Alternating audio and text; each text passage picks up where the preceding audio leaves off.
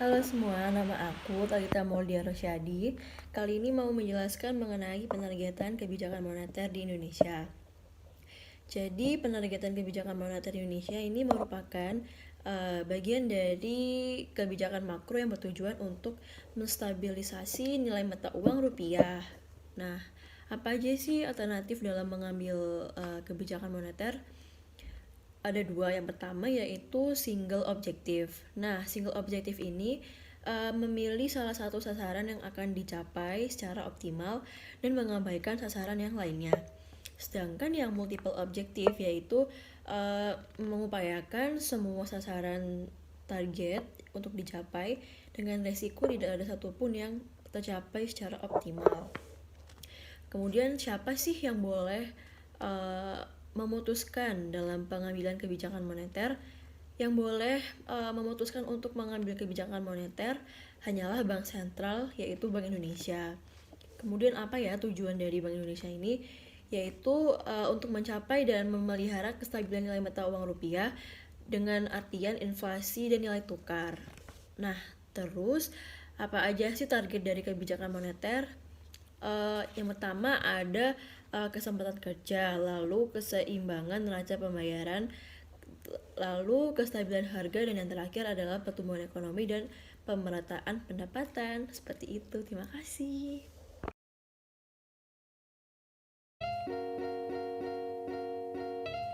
Instrumen kebijakan moneter adalah alat atau cara untuk melakukan kebijakan moneter. Apa saja instrumen kebijakan moneter? Yang pertama ada operasi pasar terbuka atau OPT. OPT adalah salah satu kebijakan yang bisa diambil bank sentral yang bertujuan untuk mengurangi atau menambah jumlah uang beredar di masyarakat. Kebijakan ini dilakukan dengan cara menjual atau membeli sertifikat Bank Indonesia. Jika BI ingin mengurangi jumlah uang beredar, mereka akan menjual SBI. Dan ini maka hasil penjualan akan masuk ke BI sehingga uang beredar akan berkurang. Dan sebaliknya, jika ingin menambah uang beredar, mereka akan membeli SBI sehingga uang yang beredar di masyarakat akan meningkat. Kedua ada kebijakan diskonto. Adalah kebijakan yang menggunakan tingkat suku bunga. Jika bank sentral merasa bahwa jumlah uang beredar terlalu banyak, maka bank sentral akan memutuskan untuk menaikkan suku bunga. Dan sebaliknya, jika uang beredar merasa terlalu sedikit, maka bank sentral akan menurunkan tingkat suku bunga. Yang ketiga ada kebijakan cadangan kas. Adalah kebijakan yang dilakukan bank sentral untuk menaik turunkan cadangan kas. Jadi bank-bank umum akan memiliki persentase tertentu dari uang di setor nasabah tidak boleh dipinjamkan. Nah, jumlah uang yang tidak boleh dipinjamkan inilah yang disebut cadangan kas minimum. Ketika uang beredar terlalu banyak, bank sentral akan menaikkan cadangan kas minimum agar mampu menahan dan mengurangi jumlah uang beredar. Dan sebaliknya, jika uang terlalu sedikit, maka bank sentral akan menurunkan cadangan kas minimum agar uang ditahan menjadi lebih sedikit dan yang beredar lebih banyak. Yang keempat ada kebijakan kredit selektif. Adalah kebijakan yang dikeluarkan dengan tujuan mengawasi uang yang beredar saat perekonomian mulai menunjukkan gejala inflasi. Jadi bank akan melakukan penilaian terhadap nasabah yang mengajukan kredit tersebut, apakah mampu membayar kreditnya atau tidak, bagaimana karakternya dan lain-lain. Dan ini maka peredaran uang akan lebih terkontrol. Yang terakhir ada kebijakan dorongan moral. Adalah kebijakan yang dilakukan bank sentral dengan cara mengeluarkan berbagai pengumuman, pidato, dan lain yang ditujukan kepada bank umum atau pelaku moneter lainnya yang isinya adalah ajakan untuk menahan tabungan maupun melepaskan pinjaman.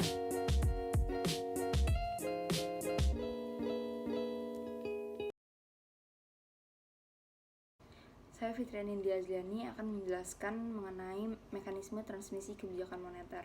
Mekanisme transmisi kebijakan moneter ini menggambarkan bagaimana kebijakan moneter yang ditempuh oleh bank sentral mempengaruhi berbagai aktivitas ekonomi dan keuangan sehingga pada akhirnya dapat mencapai tujuan akhir yang sudah ditetapkan.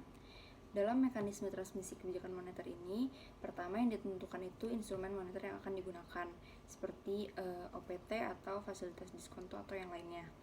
Nah, nantinya itu hal itu akan berpengaruh pada aktivitas ekonomi melalui saluran transmisi kebijakan moneter yang akhirnya akan memberi efek kepada sasaran akhir dari kebijakan moneter itu sendiri. Contohnya seperti inflasi.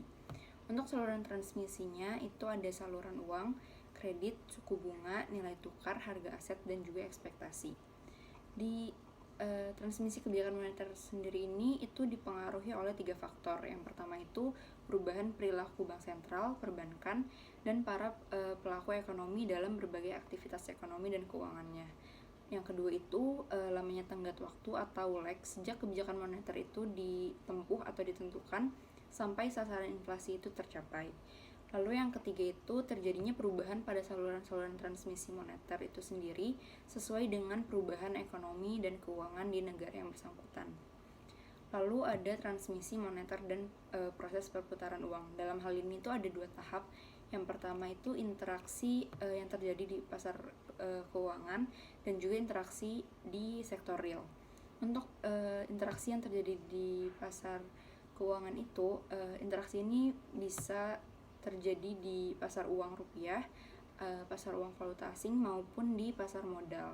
Untuk di sektor real sendiri itu mengenai bagaimana fungsi intermediasi perbankan dalam memobilisasi simpanan dari masyarakat dan bagaimana menyalurkannya dalam bentuk kredit dan bentuk pembiayaan lain kepada dunia usaha yang berpengaruh pada perkembangan volume dan suku bunga pasar dana dan kredit.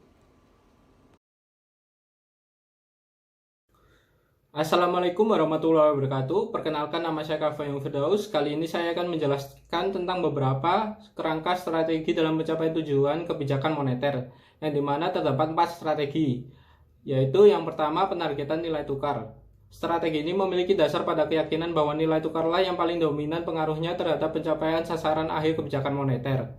Dalam strategi ini memiliki kelebihan yaitu dapat meredam laju inflasi yang berasal dari perubahan harga barang-barang impor, namun memiliki kekurangan, yaitu rentan terhadap tindakan spekulasi dalam pemegangan mata uang domestik. Yang 2, penargetan besaran moneter. Strategi ini dilakukan dengan menetapkan pertumbuhan jumlah uang beredar sebagai sasaran antara serta kredit. Kelebihan dari penargetan ini adalah dimungkinkannya kebijakan moneter yang independen. Namun strategi ini sangat bergantung pada kestabilan hubungan antara besaran moneter dengan sasaran akhir kebijakan. Yang ketiga, penargetan inflasi. Strategi ini dilakukan dengan mengumumkan kepada publik mengenai target inflasi jangka menengah dan komitmen Bank Sentral untuk mencapai stabilitas harga sebagai tujuan jangka panjang dari kebijakan moneter. Maka dengan menargetkan inflasi sebagai jangka nominal, Bank Sentral sendiri dapat menjadi lebih kredibel dan lebih fokus di dalam mencapai kestabilan harga sebagai tujuan akhir. Yang keempat, yang terakhir, yaitu strategi kebijakan moneter tanpa jangkar yang tegas. Dalam mencapai kinerja perekonomian yang memuaskan, beberapa negara lebih memilih strategi kebijakan moneter ini dilakukan tanpa mengungkapkan penargetan yang jelas. Akan tetapi, Bank Sentral tetap memberikan perhatian dan komitmen untuk mencapai tujuan akhir kebijakan moneter. Namun, kelemahan dari strategi ini dapat menurunkan akuntabilitas Bank Sentral di mata masyarakat.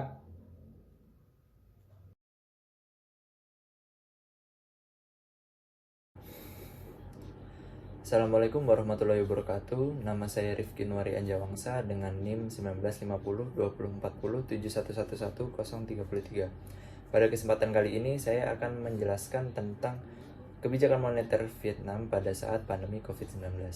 Negara Vietnam sendiri itu merupakan satu-satunya negara di Asia Tenggara yang sukses dalam menanggulangi dampak buruk akibat COVID-19. Data terbaru dari Dana Moneter Internasional IMF memprediksikan bahwa ekonomi Vietnam itu tumbuh sekitar 2,4% pada tahun 2020 kemarin. Nah, bank sentral dari negara Vietnam ini itu memerintahkan kepada bank-bank komersial untuk menghilangkan, memotong, dan atau menunda pembayaran bunga atas pinjaman kepada perusahaan-perusahaan yang tengah terdampak COVID-19 ini. Nah, Bank Sentral Vietnam itu juga tidak merencanakan pemotongan suku bunga yang dikarenakan permintaan untuk pinjaman baru itu terhitung rendah di Vietnam, dan juga bank-bank itu memiliki surplus likuiditas. Nah, perintah dari Bank Sentral Vietnam ini akan melonggarkan pembayaran bunga sekitar 11% dari pinjaman sistem perbankan yang senilai 925 triliun dong atau 40 miliar US dollar. Nah, langkah ini tuh dilakukan di tengah-tengah risiko perlambatan ekonomi yang di bawah 6% untuk pertama kalinya dalam 6 tahun terakhir, yang dikarenakan virus ini tuh melemahkan sektor-sektor seperti pariwisata hingga sektor manufaktur.